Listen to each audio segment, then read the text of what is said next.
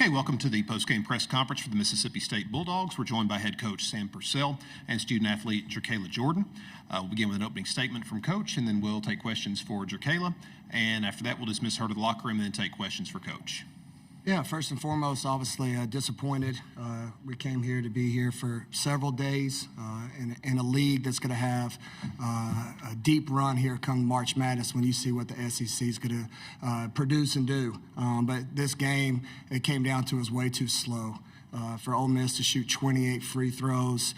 They had 7 and 1s. We just couldn't get a flow going for us on offense. It became way too much stoppage, and we just kept fighting, and you got to tip your hat to them. Madison Scott, like I've said for my 3 years here, is a heck of a player, 7 for 9. She finds a way to step up and make big baskets, and we're going to go back, watch this film, because, again, we've got an NCAA tournament team that can make a deep run. That's the message I told my young women. We're going to funnel that energy, clean some things up, get some kids healthy, and let's try to do something special here in about 2 weeks. Questions for Jerkaila?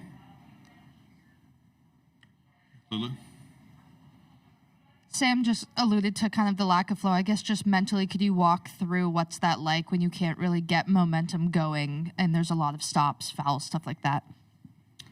I think the most important thing mentally, we were trying to just stay mentally locked in, stay together as a team, not get or let the refs control our emotions, just keep our emotions under check. We did that as best as we could tonight. Jerkaila, what's kind of the next step for this team as you guys look towards the NCAA tournament? What are you looking to improve the most before that tournament starts? Just like Coach Sam says, we're gonna go back, watch film, see what we did wrong, learn our lesson. Like you said, we're just gonna go into postseason NCAA, make a big run, and just learn from this. Any other questions for Jerkaila? One more, Cora.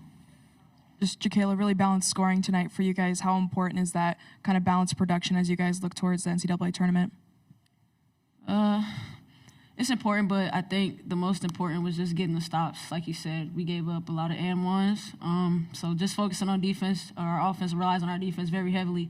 So that's our main priority right now. Anything else for Jerkaila? One more. Yesterday with the tournament win, obviously you both kind of talked about the emotions and kind of how good that feels. How are you specifically using that in the NCAA tournament this year? I mean, this is the furthest I've got in this tournament, so, I'm proud to be with this guy. I'll stick behind him 10 toes, and like you said, NCAA, was literally win or go home, survive in advance, so we're just going to go in there strong. Thank you, Jerkaila. Now we'll take questions for Coach Purcell. Cora? Sam, just what do you feel like you learned about your team over these 2 games in Greenville, and what's kind of next step for them as you look towards the tournament? Yeah, I told them the SEC tournament is the hardest tournament, especially with how much talent top to bottom it is. Especially, like I said, Missouri. Missouri's a team that played Texas, the number 1 team in the country, to 7.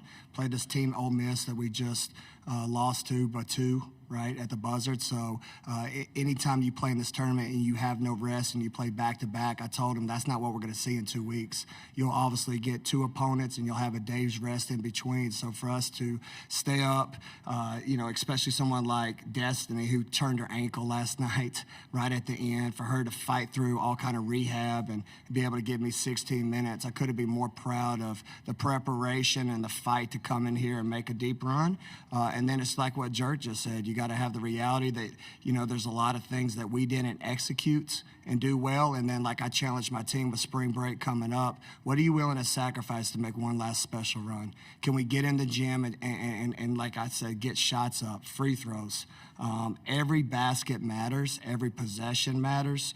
In a game that you turned it over 21 times, we go 5 from 14 from the three-point line, and you miss 6 free throws. Again, we got to make sure we stay in the gym and then, most importantly, get stops. We scored enough points, but we didn't get enough stops tonight. Do you think that was more of a mental effort or just fatigue physically? I know that you touched on kind of both of those points, but just when it comes to not getting defensive stops, did you see it as a little bit of something not executing, I guess, physically or mentally? I just think it's a hard way the whistle blows. right? Obviously, both teams are driving the ball very hard. We run a dribble drive offense where we get downhill drives. They got 28 free throws.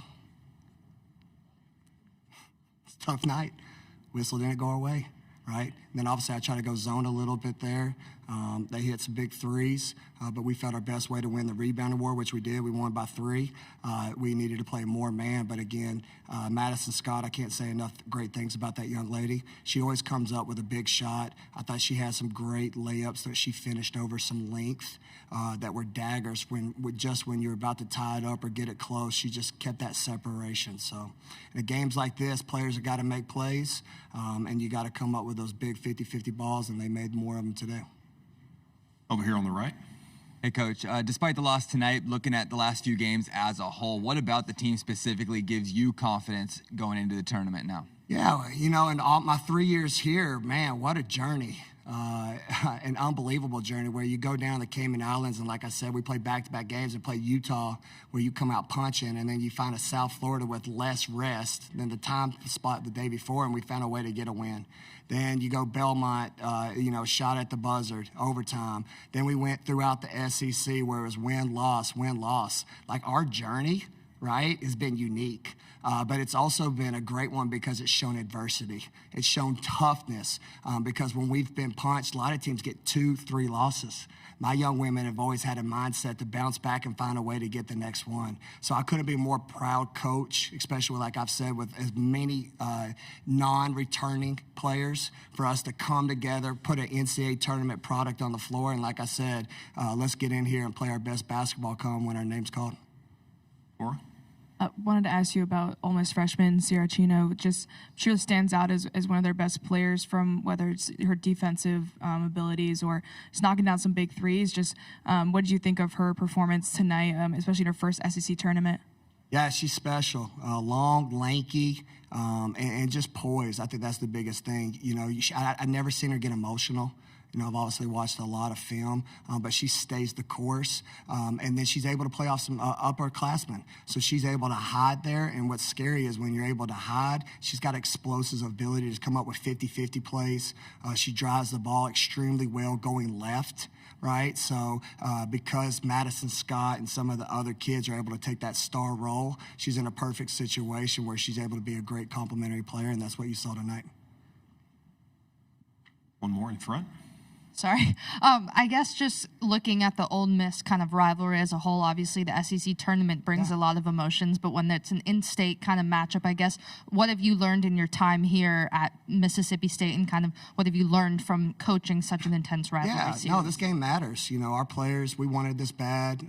We understand the rivalry, right? And then also it's a proud moment too, because you got 2 teams from the state of Mississippi. And when you look at the history of our programs, we haven't been one of those traditional teams that have made the NCAA tournament. But for Yo to have an NCAA tournament and me to have an NCAA tournament team, I think speaks volumes for the state. And that's what I'm proud of, that you're going to have 2 programs that when we go against each other are both teams that are going to play in March and try to do special things, and most importantly, special things for women's basketball. So that's been my focus. And then, like I've said, we possibly could see each other down the line, and we're going to bring out the best out of each other, and that's why hopefully both of us will try to do the best special things when our name's called. Anything else for Coach? Thanks, everybody. Thanks, y'all. Coach. Thank you.